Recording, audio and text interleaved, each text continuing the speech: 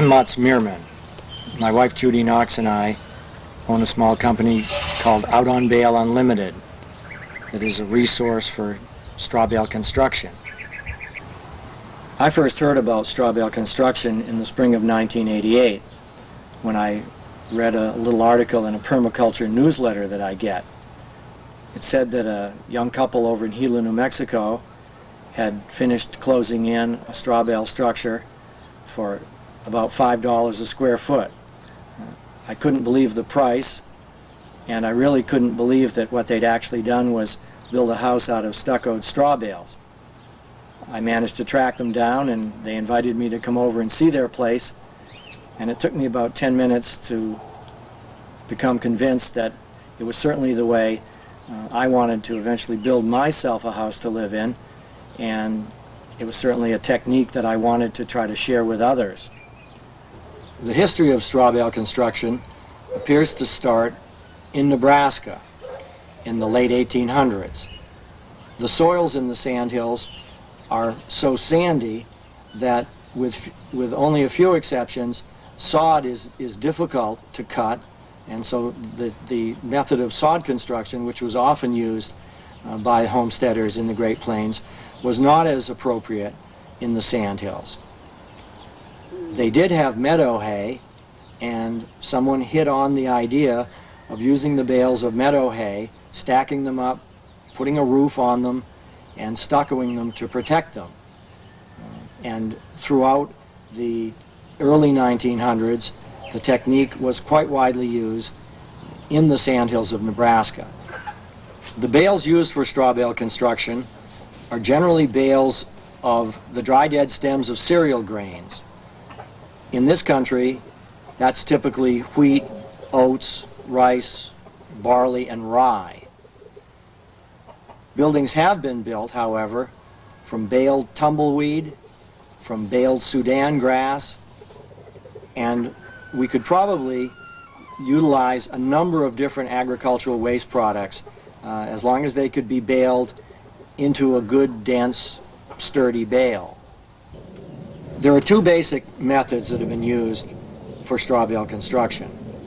There's the historic Nebraska style, where a foundation was created, bales were stacked up, a roof plate, a wooden roof plate, was added to the top of the walls, and then the roof load was created on the load-bearing straw bale walls.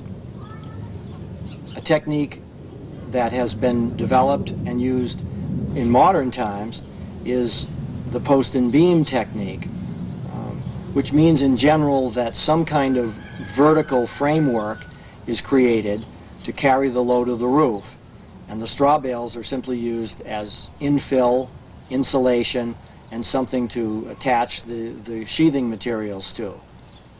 As the straw bale construction revival really started picking up speed in the late 80s, we felt we could really keep track of the situation.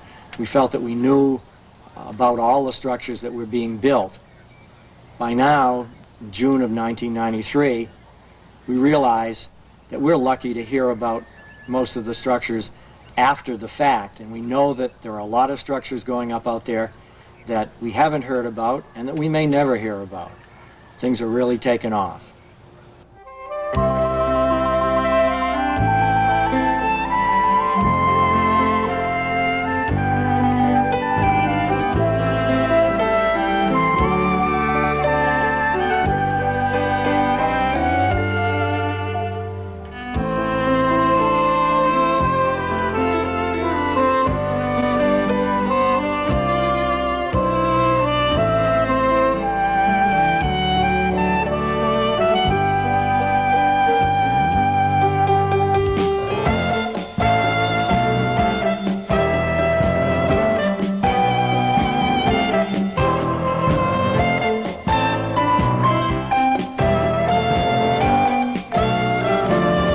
The idea of the interior was to have as much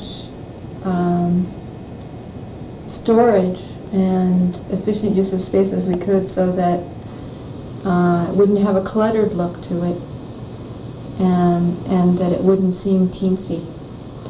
So we actually put as much room out here in the area where we all hang out as we could, and then where we sleep is built like a boat.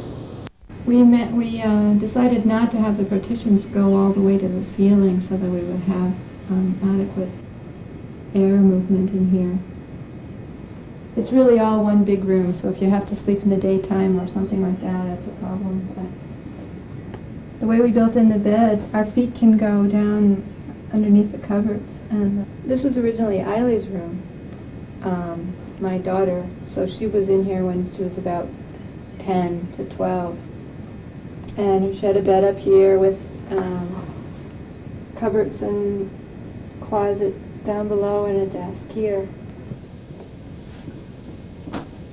Steve's office. It's actually a mirror of the other room. What I have done here is it's straw bales up to that level, to about the 9-foot level, and then I had framed to give myself a pitch in an attic crawl space so I could really insulate well. And then I have vents on each side to keep that captured hot air to get it out of my attic. And it's just a simple shed roof with 2x6 rafters and a 2x4 stuccoed frame on top.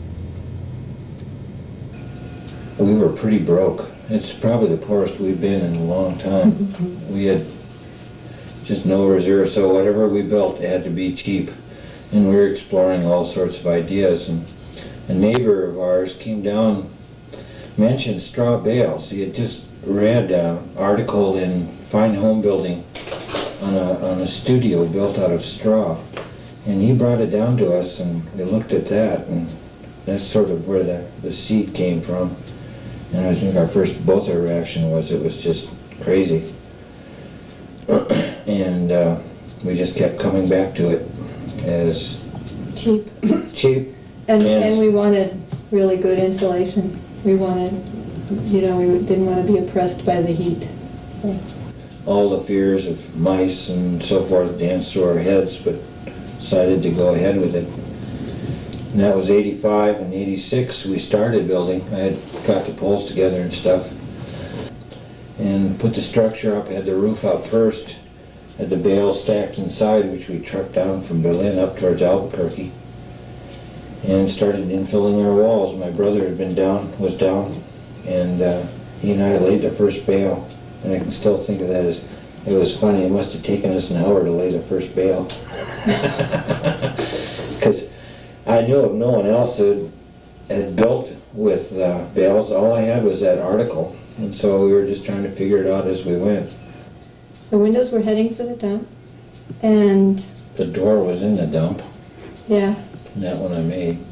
we decided we had a sort of mystical relationship with the dump. If we sort of visualized what it was we needed, it seemed like it would either turn up at the dump or someone would tell us that someone was getting rid of it. And so we worked about 8-9 days just getting all the mesh up. That's a real labor-intensive aspect of any kind of stuccoing, is getting the preparation for it.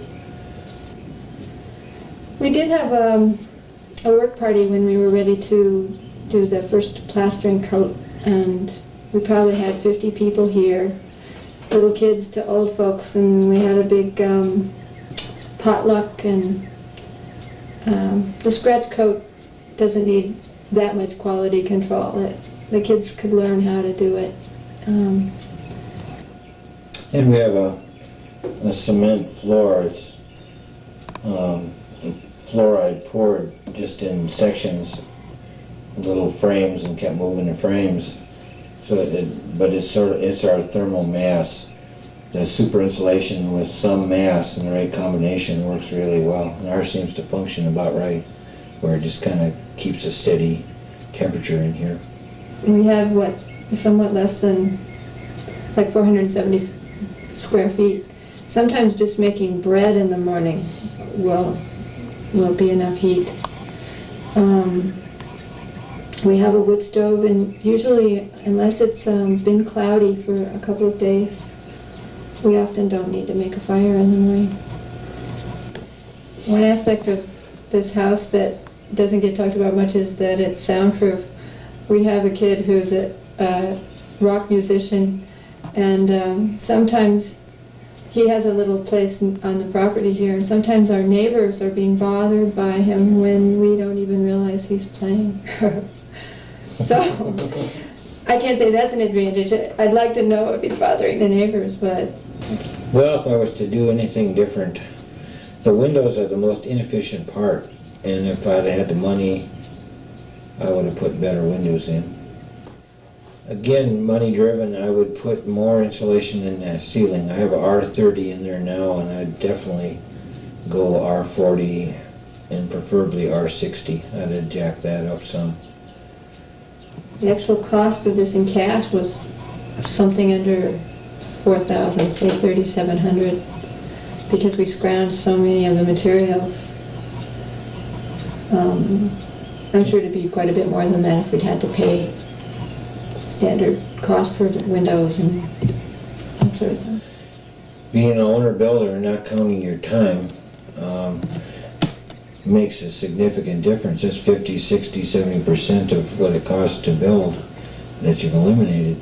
But there's folks out there with the idea that I can build a place for $7.50 a square foot, like we did here.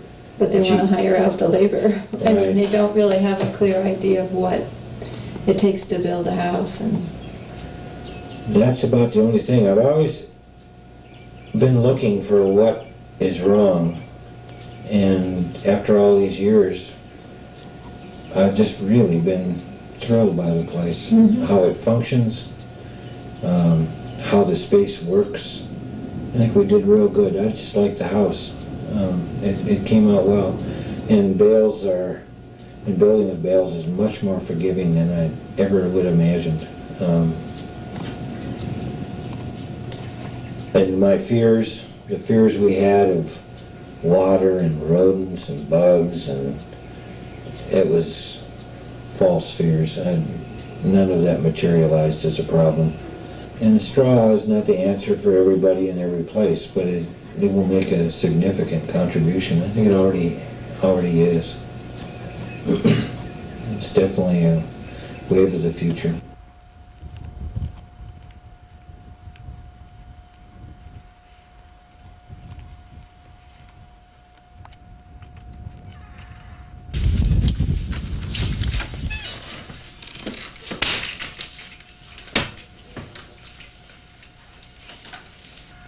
This is my herbal apothecary. I'm an herbalist and I have a wholesale tincture business. I sell medicinal plants to alternative docks and health food stores, particularly in the Southwest and West. This straw-bale house really has worked out well for the medicinals because they need to be kept at kind of an even temperature, which I can do both summer and winter. And they don't want a whole lot of light, so there's no direct sunlight on this wall. And the dark walls kind of create a cave-like appearance in here. It does seem to be darker in here in the summer. And so it's worked out particularly well for the medicinals. So this room functions as my shop and mainly as my kitchen.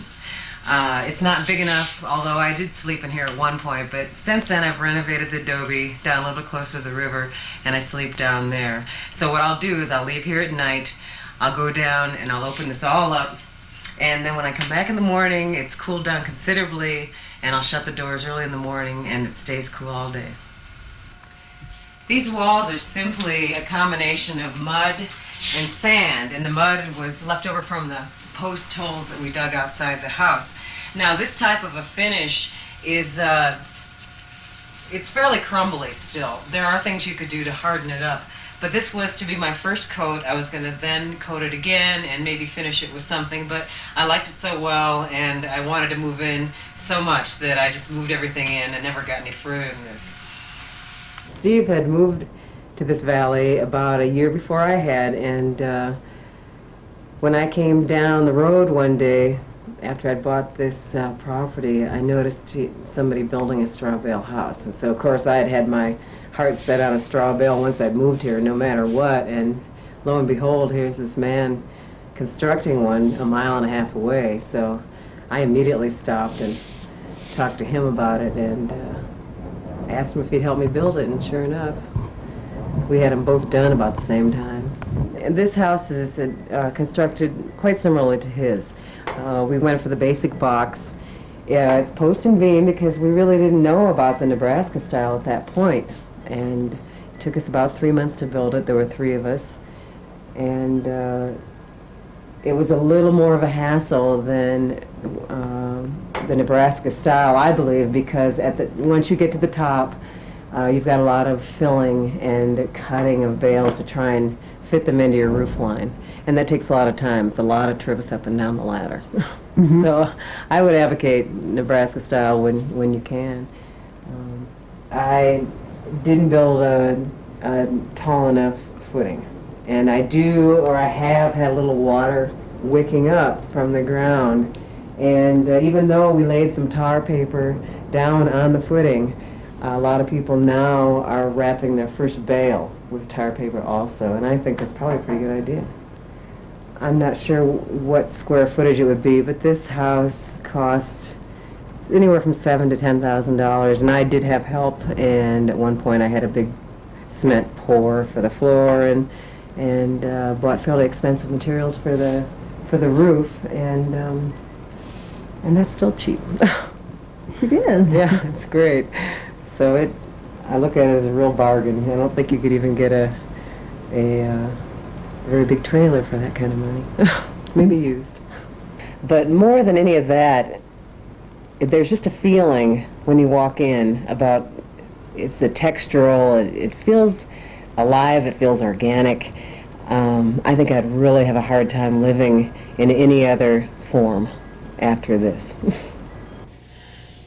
I got started through my association with Steve McDonald in the Gila Friends meeting, and straw-bale sounded like such a wonderfully easy, fast way to build, and it appealed to me very much because it was sort of the pioneering aspect also really appealed to me. This is bringing back some low-tech, interesting technology that was gentle on the earth.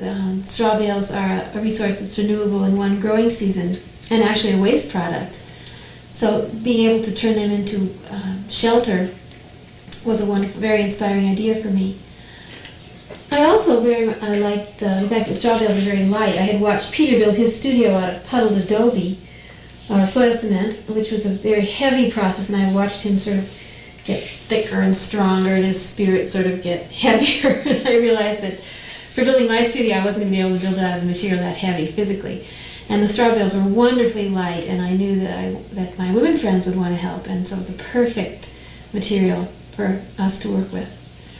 And in fact, a lot of the people who helped were women over 65, and they were so thrilled to be able to be there and be actually building, because all their lives they'd sort of been the auxiliary, and it just gave us all a great thrill to be the constructors, the construction workers for this building.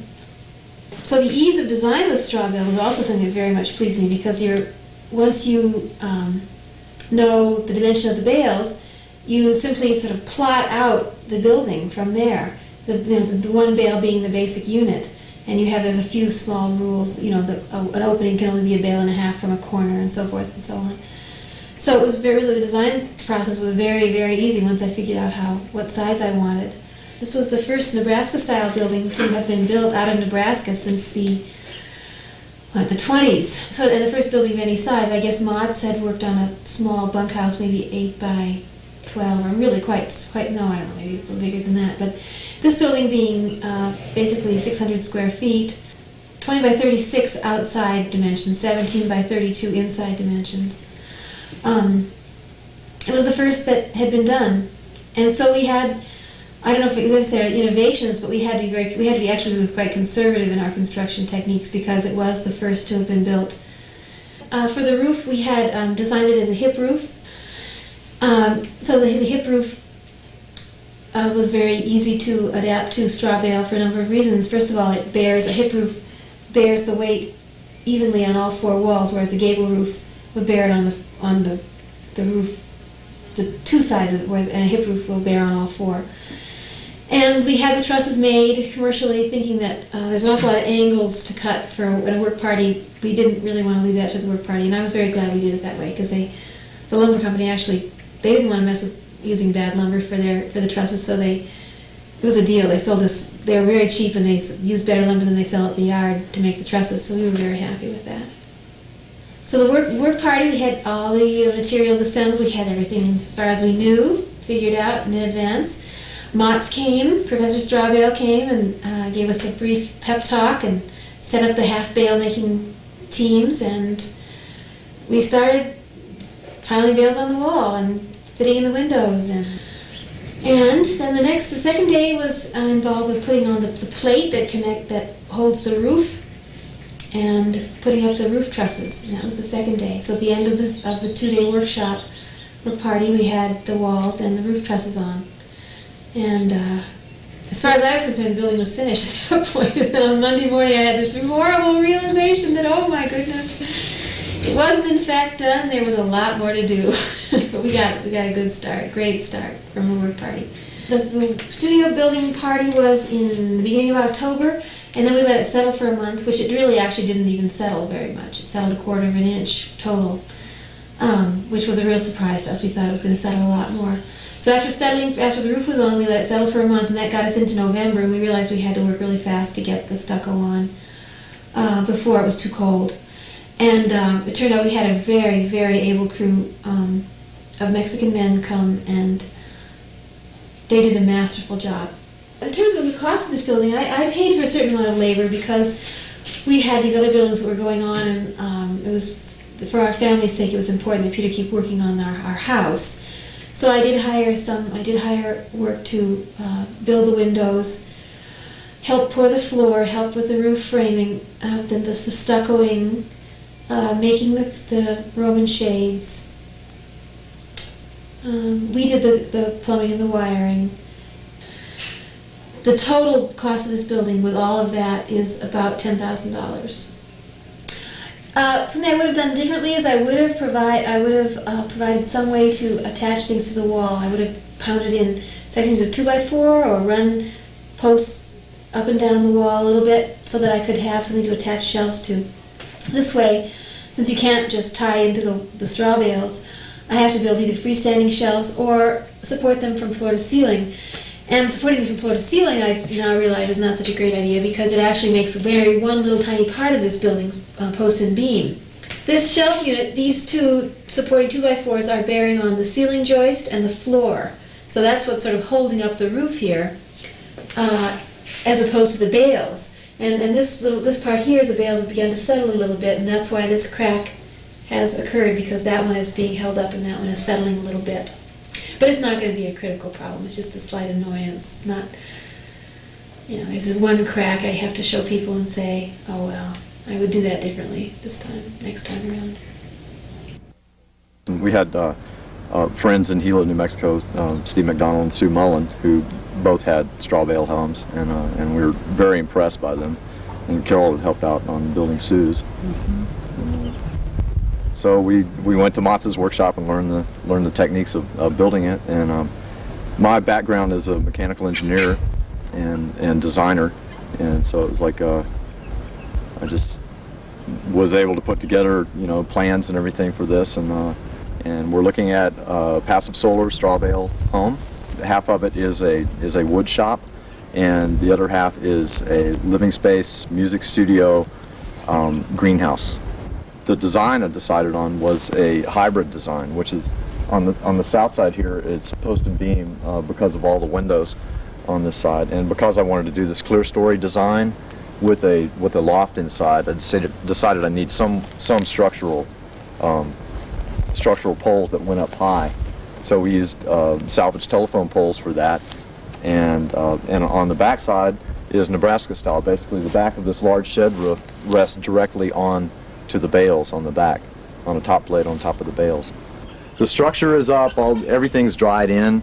The ceiling is not insulated yet. I haven't stuccoed the front of this portion yet. And this is where I build my drums. It's a very nice creative space because all the vaulted ceiling in here, and it's very light with the clear story windows and the south windows here.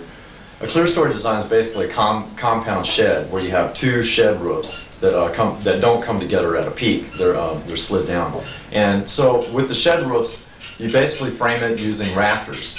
And here I use 2x10 rafters spaced at 2 foot increments, and they went from a beam up at the top and it goes straight down onto the top plate on the bales here. Eventually there'll be insulation up in the rafter space. I'll have 10 inches to work with of insulation, and I'm blowing in cellulose here. These are non-structural. These things, these cross members are strictly I'm building shelves and hanging things on. Since this is a shop space, I really wanted to do something like wood that was real available to nail nails in and pull it out and go through without having to go through plaster or stucco. So put these on. It also made a convenient place to put electrical outlets and stuff like that. But it doesn't have anything to do with the structure of the building. This is the load-bearing north wall here. This space I'm using as a music studio and a study place, and this is where I do my designs and drawing, everything. Got my drafting board set up. This is straight adobe plaster, just straight from the mud that I dug up, the dirt that I dug up outside here on another project. It's the clay subsoil, and mix that with sand and troweled it directly onto the walls. It's hard and it's solid, but it also absorbs. It's not like cement stucco, which would reflect much more than this. The same thing with the floor. This is a puddled adobe floor, and it's the same basic thing. It's an organic earth material that tends to just absorb more than reflect. One mistake I made up front was these rafters are coming in at an angle onto the top plate. The top plate's across the wall like this. The rafters are coming in. They ended up setting on the back edge of the top plate, and my intentions were to block this front part in between the front of the top plate and the rafters to even out that load, distribute the load evenly across the wall. Mm-hmm. Turned out to be a very important thing to do, and I should have done it sooner than I did. But what ended up happening was I left it too long, and the weight of the roof started pushing the top plate down at an angle like this, and ended up kind of bowing these walls out. This back wall, well, bowing it in to the inside here, to try to even out the load itself. It didn't seem like it was near failure or anything like that, but it ended up having too much of a bow here aesthetically than I wanted. So I ended up putting these 2x6 plates in here to pin them in at the base, and then push this wall back out and attach this up to the top plate. And that's basically what these two boards here are for. Mm-hmm. is to get that wall straightened back out. Then I came through and blocked up in between the inside edge of the top plate and the rafters to distribute that load evenly. This is a good illustration of how you can bevel the windows in around a window, and it just gives a really organic rounding out feel. Everything for the base here. This is a base for tile. I just stuck a board across here and leveled it out, everything, and then poured some mortar in here and screeded it off to that board. Then I removed the board, and then brought my mud plaster up to that point. So now this will be just tile up here. I ended up leaving.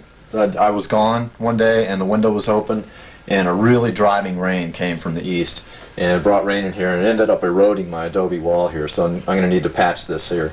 But with adobe, it's real easy to patch. You just put a little more mud on there, and you can float it directly out into it. As opposed to cement stucco, it's harder to patch because you can't really float cement into cement nearly as well as you can adobe. All you have to do is just wet this down a little bit and re-trowel it on. So this will be no problem to patch. This one needs to be sharpened up and everything, but this is a hay saw for trimming off the bales, get it rounding off the corners and stuff. In here, we used a chainsaw and also used a hedge trimmer type. Well, it was like pruning shears kind of thing, where the it's just a hand-held clipper, and we just ran the staple, the fixed piece just up into the straw where we wanted it, and the other one just kept chopping it down like that, and that worked fine too. Something else that in a workshop that I was involved with in Texas, a guy came up with this great idea of using a electric carving knife. You could do a couple windows, then you had to wait for the knife to cool off a little bit. Worked out great.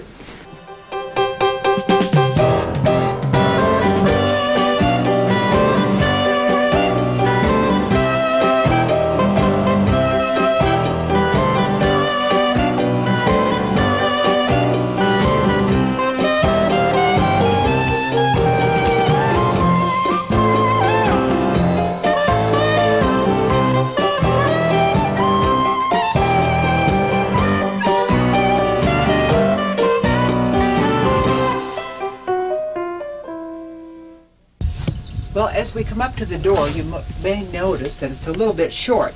When I went to the lumber yard and asked for a screen door 5 bales high, they looked at me rather strangely. So, needless to say, we built our own screen door because it had to be exactly 5 bales high. I might begin in the first by showing you my little truth door over here.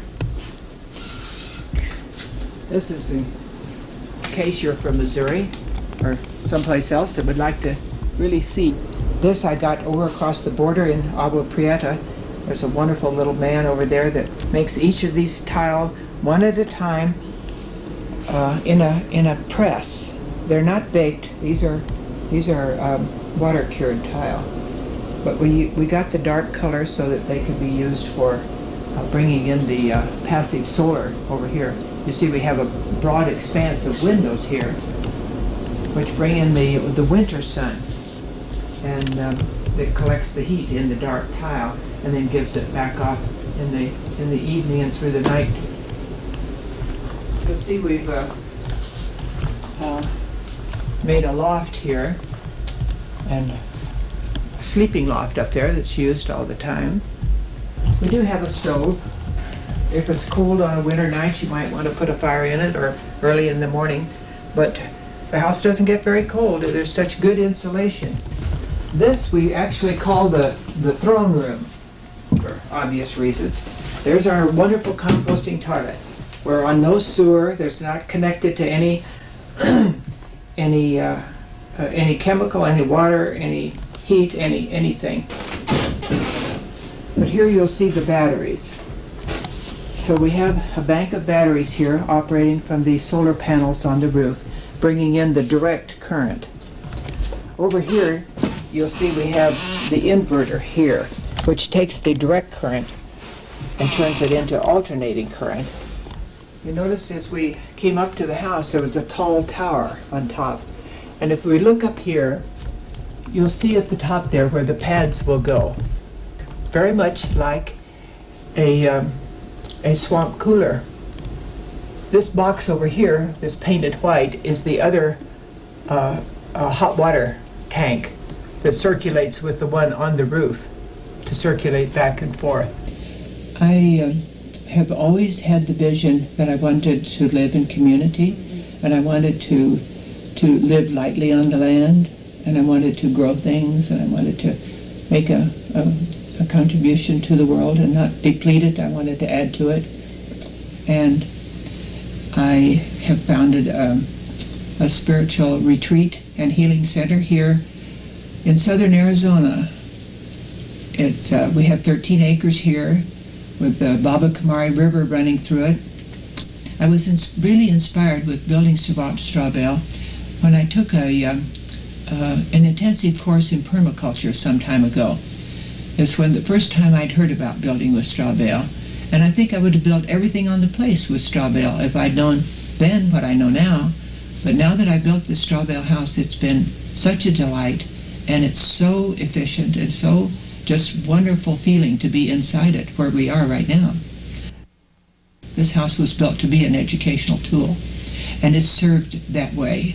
I have groups that come out almost every Thursday evening for a tour of the straw-bale house. I had to put them all coming on one day, otherwise all of my time was taken up with showing individual people through the house. This house is 930 square feet, which is plenty big. It is now serving as a home for 2 women. My daughter and my office manager both live in the straw-bale house here now, and then it also serves as the office for Cielo and Tierra. So this house is built with a Nebraska style, and that means that the roof is bearing right on the bales of straw. The weight of the house is bearing right on the straw, and it's very, very sturdy. This house, I think this house will be here long after everything else on the property is long gone. We figured we have an insulating value here of R45 in our house, which keeps it. Right now we're sitting in a cool house. It may be out in the sun there. I would guess it's well over 100 degrees. But inside it's very comfortable and cool. We invited 22 of our friends out from Tucson, many of whom had never even seen a bale of straw, and we all got together and had a building party. We put up all 4 walls in one day. We did wait before we put the plaster on till there was any settling from the roof. We watched the settling, the compression of the bales of straw, and there was very little compression. We were surprised. We used a stucco that a crew of men came in and blew on with a big gun, and which made it penetrate the straw really well, and we could put it on thicker, and of course it was much faster. This house is entirely off the grid. It's entirely solar. Everything in it runs with father-son running. Father-son runs the show. You mean the electricity that this camera is operating on? Yes, that is coming from batteries? It is coming from the sun out there. There are always things that you would do differently. Mainly, I think, I might delete the cooling tower just because we weren't aware of the strength of how much insulation we'd really have from the straw. I think I'd try to get along without that expense, but it's there anyway for the educational purposes. I really don't have much of a background as a builder. I've been raised on a farm all my life. I spent most of my life on the farm, and we've always had building projects, corn cribs and additions to barns. And I just enjoy working with my hands. We sold our interest in a nursery in northern Illinois. We had really no place to stay other than our trailer, and so we were forced essentially to build a house, and this looked like a good idea. And so we did it. I probably have another 6 months of finishing touches. But anyway, at least we're in. Well, we're in the inner courtyard right now, and the house was developed designed with a C shape involved around the central courtyard, and both wings have to be entered. You have to go out in the courtyard to enter. So one wing is now my woodworking shop, and the other wing is a guest room. But there will be a fireplace in this corner, and then I forgot to mention that there will be 2 more fireplaces, one in the master bedroom and one in the living room. And there'll be a bathtub in the bathroom, but it's right now it's just storage. Beautiful, looks like an adobe. Yeah, actually just the gray walls not painted look nice, but I think we will paint them that white. With putting the wall up itself it takes more time to put up the lath material on inside and outside your stucco wire. But actually putting the bales up, it's not a difficult procedure at all. Anyone can really do it. That's the real nice part about it. You don't need a lot of specialized equipment, and friends can help, and just needs a few extra hands. This front door is 2-inch thick pecan, and it probably weighs 250 pounds, maybe a little bit more. And I put 5 hinges on, which is probably a little bit of overkill, but I sure didn't want them coming off. It's about 2,400 square feet. Just yesterday we put these peeled alligator juniper poles up. They need to be finished on top, and they need to dry, and then we'll put a satin polyurethane on them. And this is where we hang our hats and coats. But as I said, I need to do some work on top and on the bottoms of them. But this is, I'm standing in the dining room. These alligator junipers, they grow above 6,000 feet elevation, and I got a permit for those up near a small piece of property we have in Mule Creek. And the Vigas are ponderosa pine. They came up from around, we cut those down in the forest near Reserve, New Mexico. And the Latias were up at even higher elevation up in the Gila National Forest, outside of Reserve as well. And what I'm going to do is take the same sand material that we used to make the stucco and apply it to the sheetrock compound, a couple of coffee cans per 5-gallon bucket. You mix that up and apply it with the same circular motion that you put this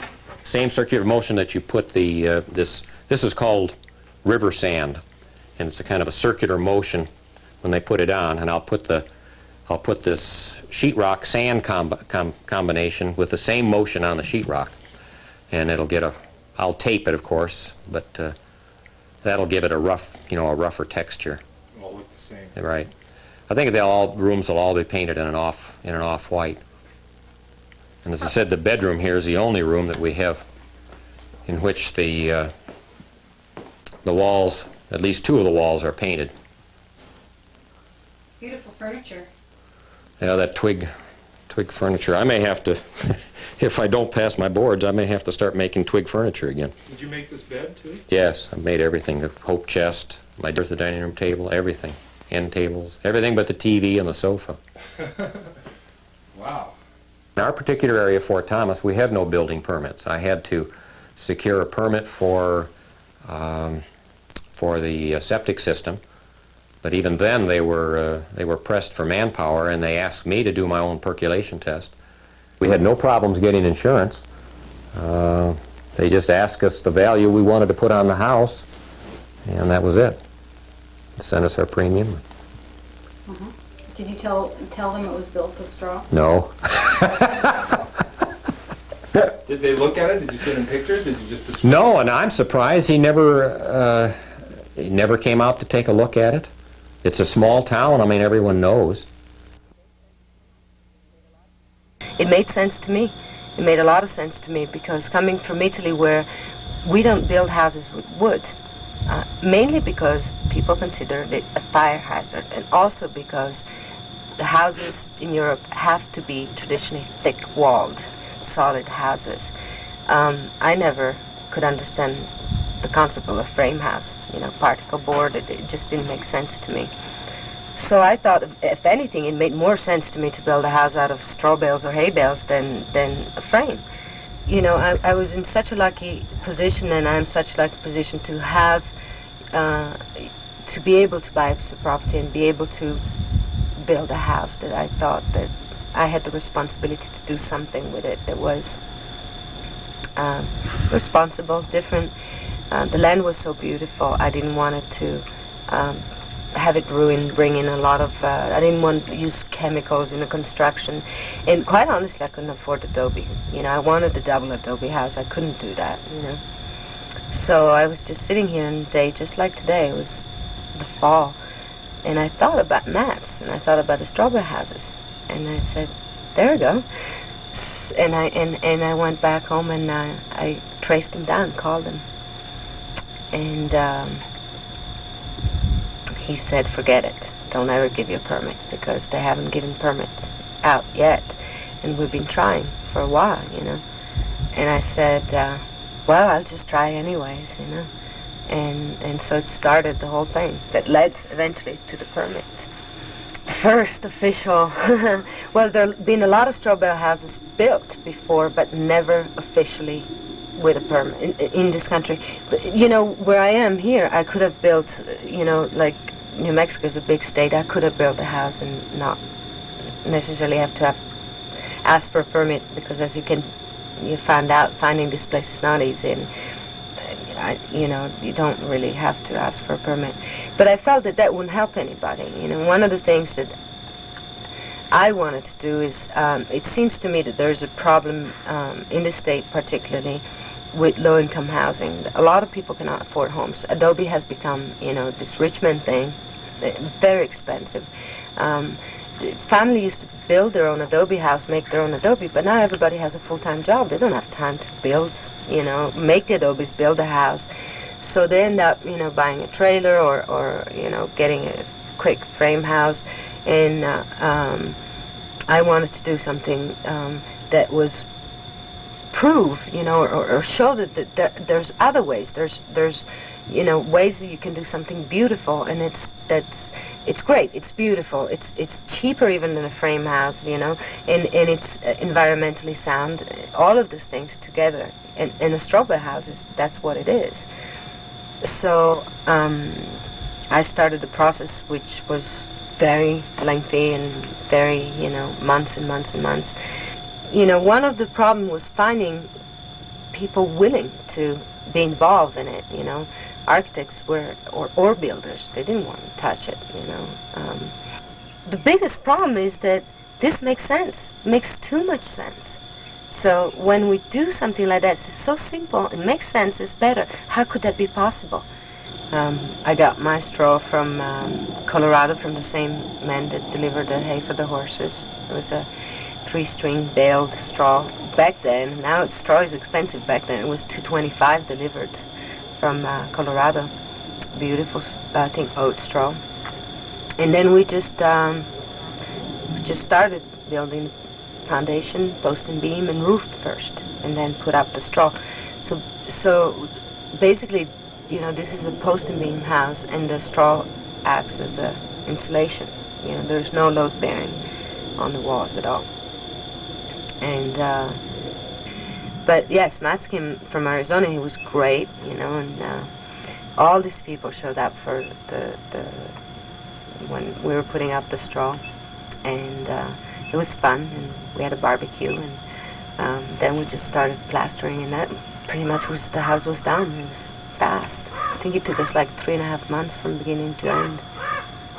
And the feeling of a house that is built with a natural, earthy material, I feel it. To me, it's important. I feel the difference. It feels. I feel protected. I feel safe, and I feel comfortable, loved. All those things, and I feel every time I look at a wall, it's beautiful. I hope that more people will take advantage of this and build their own houses, because the great thing about this is that you can build it yourself. It's really very easy. I mean, now that I've done it, I would do it again. I could do it, much easier myself. I know what I'm doing. It's basically stacking bales. There is such a thing as a dream house that you can afford and build. A straw-bale house is the solution.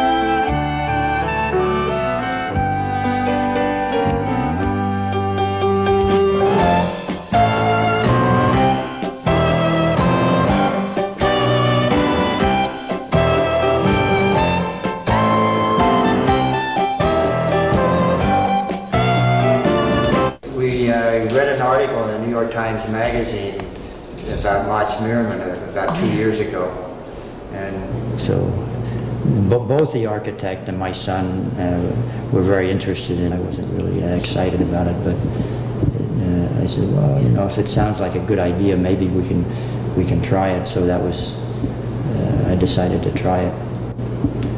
We're using straw, so banks weren't interested. And then their response was that if you'll never get an appraiser to approve it. See, the banks always rely on their appraisers. So we went to Valley Bank, and Valley Bank didn't say no. A couple of the other banks rejected the thing out of hand, but Valley Bank didn't say no right immediately. They said, well, I don't think it'll work, and we'll run it by our appraisers and see what happens.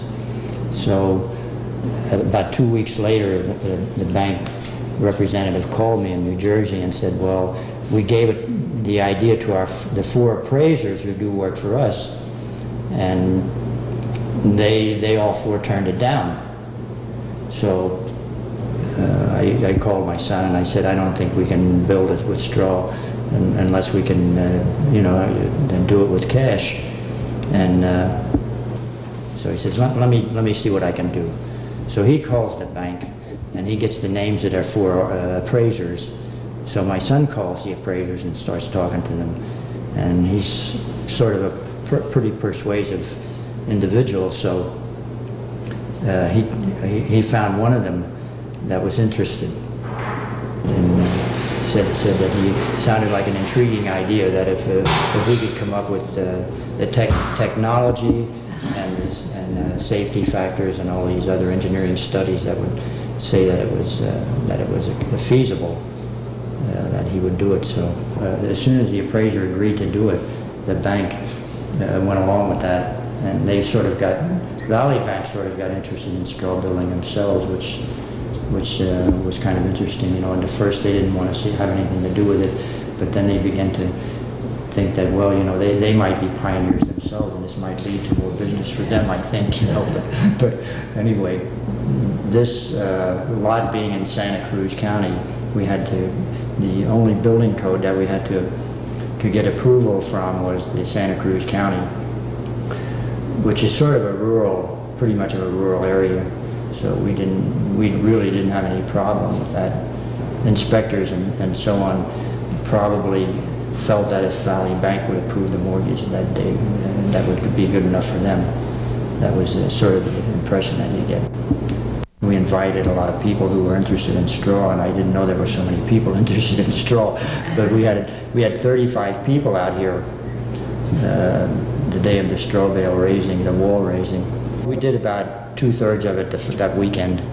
This is a regular wood frame structure, and the straw bales are tied into the wood frame. The wood frame being on the inside and the straw bales on the outside. And they were 4 feet in length, 22 inches in width, and about 16 inches high. That was just an average, because there was quite a bit of variation in the bales. I would say plus or minus an inch or 2 in many cases. We have three coat stucco on the outside, and we got a Tucson company to do all the stucco work.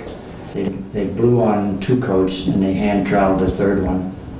It was really a pioneer effort, because we didn't know what we were doing a lot of the times, and we had to make a lot of decisions as we went along, and we did a lot of adjusting. But most of them turned out all right. Do you have any advice or suggestions or inspiration for anybody else who'd like to build with straw bales? Yeah, go for it. How long have you been a contractor? Since 1973. So how many houses have you built before? Well, really from scratch to finish, I don't even have an idea. I don't remember how many. But we do a lot of concrete work and stucco work and brick work, all of those. Well, we do generally everything in construction. How many straw bale houses have you ever built? This is the first one. And how did you first hear about straw bale construction? Well, a lady came in here and said she was interested in building a house, and that's how come we started into this business of building the house out of straw bales. And you got a permit from the state? A permit is issued from the state. And that was an experimental permit? They approved at the CID. It's built with posts and beams. 10 by 10 inch posts, and the beams are 4 by 12s. That's rough cut lumber. And then, of course, the inside of the house on the living areas are furrowed out with 2 by 4s, and then the sheetrock. And on the outside, it's nothing but the straw. And then with stucco netting And then it's got 3 coats, the scratch coat, the brown coat, and the stucco coat. It's better than an inch thick. All the house in the garage is built with a straw on the exterior walls. And the walls, now that it's finished, is 22 inches thick. I made this frame with these little bales for people to come and look at them. Sometimes we don't have a video going, and this gives them an idea how the straw bales were laid. And that's a sample of the bales. And we have 1,512 square feet on the house, living area. We got 3 bedrooms, 2 baths, the kitchen, the living room, and the dining room. And then we'll come into the kitchen. This is the kitchen in here. I have another one to build yet.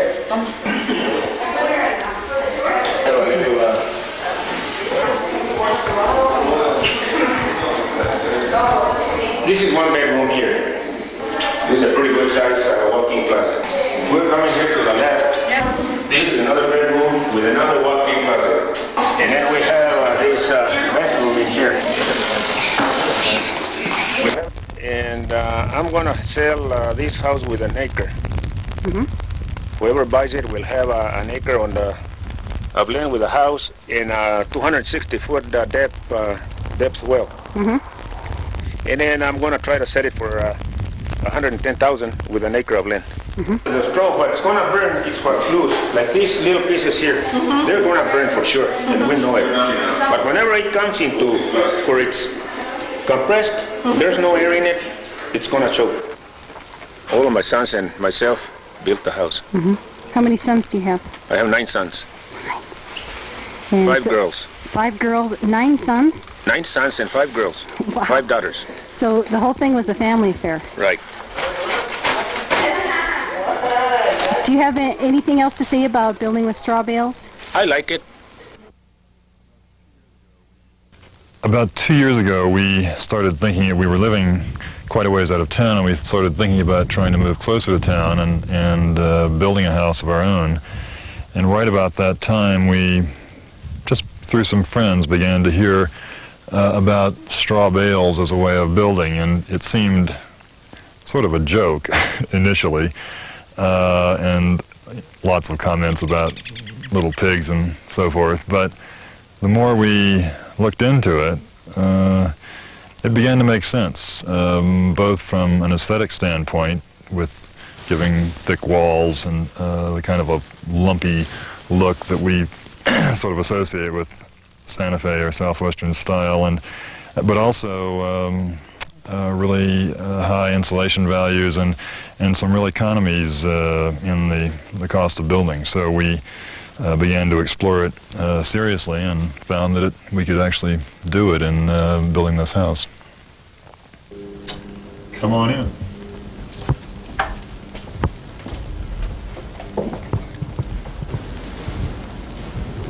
This is kind of a foyer, what the architect called sort of a centering space. All the traffic in the house comes through this space eventually, and you might want to take a look at the nicho here that was designed by one of our builders, and our daughter came up with the idea for the little straw bale motif. The problems, of course, were, one, would the state issue a building permit for that kind of a house, and 2, could we find financing and insurance for the house? As it happened, right about the time we were investigating building, the State Construction Industries Division had decided to issue some sort of experimental permits to a limited number of people just to get some experience and to see how straw bale construction worked. At the same time, they had created a task force to develop some, at least a beginning set of standards for construction techniques. We happened to be working with an architect who was on that task force, and we put in a request for one of the experimental permits. It happened that our request was granted, and then I found out that, in fact, there were a couple of banks in town, at least, who were willing to finance a straw bale house. I'm not sure they knew what they were getting into either, but they were willing to do it, and apparently at least a few insurance companies were willing to insure. So that cleared the way, and as far as I was concerned, based on what we learned, we thought it was an idea well worth pursuing. And you notice all the floors are poured concrete. We put color into the concrete after it had been poured when it was being finished, and then scored it and then filled the grooves with grout. So it looks like tile, but it was all poured as part of the original slab. The house took actually just about a year to build, largely because, well, it's a big house, as you can see, and we really wanted a lot of nice finishing work in the details. And admittedly, building with the straw bales, in many respects, our contractor kind of had to make it up as they went. They really did a great job in figuring out how to resolve a lot of problems that no one really could have foreseen at the outset, and just how to do a number of different things with straw bale walls. I mean, the house, again, it's not just four walls and a roof. It's a fairly complex and sophisticated structure, and so it really called upon the contractor to use some real ingenuity in solving some of the problems that this posed, but it all worked out. The famous bale whacker that the builders just made up and constructed, but they actually used to pound the bales into place, and sometimes they would just stick out, and it is a testament to the flexibility of straw bale construction. You can just whack the things and smooth out your surface without doing any damage to the bales themselves. Mm-hmm. One of our favorite artifacts of the construction process. The straw walls are essentially all of the exterior walls, primarily on the east, north, and west sides of the house, and where you see the chimney there, that's cinder block, because the fireplaces are located there, and the fire code required that to be block, and as well the walls on the second floor are all frame.